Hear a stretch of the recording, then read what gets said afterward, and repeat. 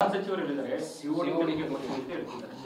27ನೇ ತಾರೀಕಿಗೆ ನಾನು ಮಾನ್ಯ ಗೃಹ ಸಚಿವರಿಗೆ ಮತ್ತು ಮಾನ್ಯ ಮುಖ್ಯಮಂತ್ರಿಗಳಿಗೆ ಒಂದು ಪತ್ರ ಬರೆದಿದ್ದೆ. ಹೀಗೆ ಅನುಮಾನಗಳು ಭಾಳ ಬರ್ತಾ ಇದೆ ಮತ್ತು ಒಂದು ಡೆತ್ ನೋಟ್ ಇದೆ, ಅದರ ವೆರಾಸಿಟಿ ಏನಿದೆ ಅಂದರೆ ಅದೆಷ್ಟು ಜೆನ್ಯೂನ್ ಇದೆ ಅದನ್ನು ತಿಳ್ಕೊಳ್ಳಿಕ್ಕೆ, ಮತ್ತು ಆರೋಪಿಗಳು ಕೂಡ ಒಂದು ಬೇರೆ ವರ್ಷನ್ ಕೊಡ್ತಾ ಇದ್ದಾರೆ.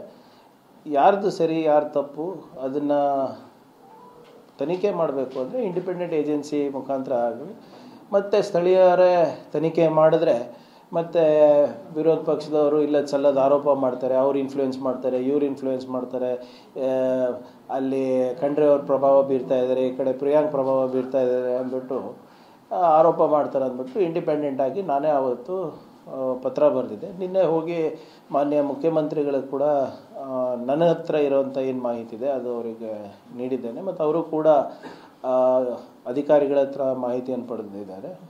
ಹೋಮ್ ಮಿನಿಸ್ಟರ್ ಅವರಿಗೆ ಕೂಡ ನಾನು ಇವತ್ತು ಭೇಟಿಯಾಗಿ ಅದೇ ಒಂದು ಪ್ರಕ್ರಿಯೆಯನ್ನು ನಾನು ಮಾಡಿದ್ದೇನೆ. ಸೊ ಅವರು ಹೋಮ್ ಮಿನಿಸ್ಟರ್ ಅವರು ಮತ್ತು ಮುಖ್ಯಮಂತ್ರಿಗಳು ಇಂಡಿಪೆಂಡೆಂಟ್ ತನಿಖೆಗೆ ಕೊಡಬೇಕು, ಕೊಟ್ಟರೆ ಒಳ್ಳೆಯದು ಸೂಕ್ತ ಅಂತ ಅವರು ಹೇಳಿದ್ದಾರೆ. ಸೊ ಎಚ್ ಎಮ್ ಅವ್ರ ಮೇಲೆ ಬಿಟ್ಟಿದ್ದಾರೆ ಅನಿಸುತ್ತೆ ನನ್ನ.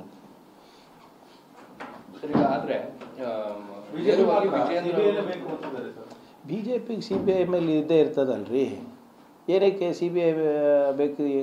ಫಸ್ಟ್ ಬರಲಿ, ಪ್ರಾಥಮಿಕ ತನಿಖೆ ನಮ್ಮವ್ರು ಮಾಡಲಿ.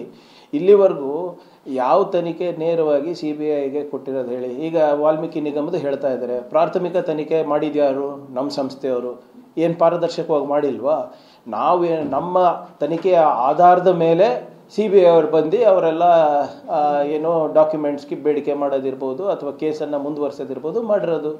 ಅದು ಹೊರತುಪಡಿಸಿ CBI ಅವರು ಏನು ಇಂಡಿಪೆಂಡೆಂಟಾಗಿ ಮಾಡಿದ್ದಾರೆ ಹೇಳಿ? ಆಮೇಲೆ ಇವರಿಗೇನಕ್ಕೆ CBI ಮೇಲೆ ಇಷ್ಟು ಪ್ರೀತಿ ಬರ್ತಾ ಇದೆ? 1 ವರ್ಷದ ಹಿಂದೆ ಎಲ್ಲ ತನಿಖಾ ಸಂಸ್ಥೆಗಳು ಇವ್ರ ಅಂಡರೇ ಇತ್ತಲ್ವಾ? ಏನಕ್ಕೆ ಇವ್ರಿಗೆ ಏನಂದರೆ ಸುಮ್ಮನೆ ಏನೋ ಭಾಳ ದೊಡ್ಡ ಹಗರಣ ಆಗಿದೆ, ಇದರಲ್ಲಿ ಯಾರ್ದಾದ್ರೂ ಒಂದು ತಲೆದಂಡ ಆಗುತ್ತೆ ಅಂತ ಹಗಲು ಕನಸು ಕಾಣ್ತಾ ಇದ್ದಾರೆ. ಅವೆಲ್ಲ ಆಗಲಾರ್ದು.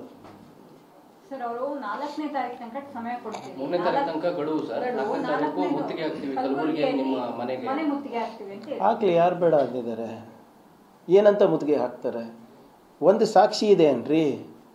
ನಾನು ಹೇಳ್ತಾ ಇದ್ದೀನಲ್ಲ ಪದೇ ಪದೇ, BJP ಅವರು ದಯವಿಟ್ಟು ನೀವು ನಗೆಪಾಟ್ಲಿಗೆ ಈಡಾಗ್ತಾ ಇದ್ದೀರಾ. ನೀವೇನು ಪ್ರತಿಭಟನೆ ಮಾಡ್ತಾ ಇದ್ದೀರಾ, ಜನರು ನಗ್ತಾ ಇದ್ದಾರೆ, ಹಾಸ್ಯಾಸ್ಪದ ನೀವು ಮಾಡ್ತಾ ಇರೋದು. ಒಂದು ಡಾಕ್ಯುಮೆಂಟ್ ಇಟ್ಕೊಂಡು ಬನ್ನಿ. ಇವರೇ ಯಾರು ಬೇಡ ಅಂದಿದ್ದಾರೆ? ಒಂದು ಡಾಕ್ಯುಮೆಂಟು, ಒಂದು ಪುರಾವೆನೋ, ಒಂದು ಯಾವುದಾದ್ರೂ ಒಂದು ರೆಕಾರ್ಡಿಂಗು ಏನಾದರೂ ತೊಗೊಂಡು ಬಂದು ಹಿಂಗೆ ಆಗ್ತಾ ಇದೆ, ಪ್ರಿಯಾಂಕ್ ನೇರ ಕಾರಣ ಇದಕ್ಕೆ ಅಂತ ಇಟ್ಬಿಟ್ಟು ಮಾತಾಡಿ. ಯಾರು ಬೇಡ ಅಂದಿದ್ದಾರೆ?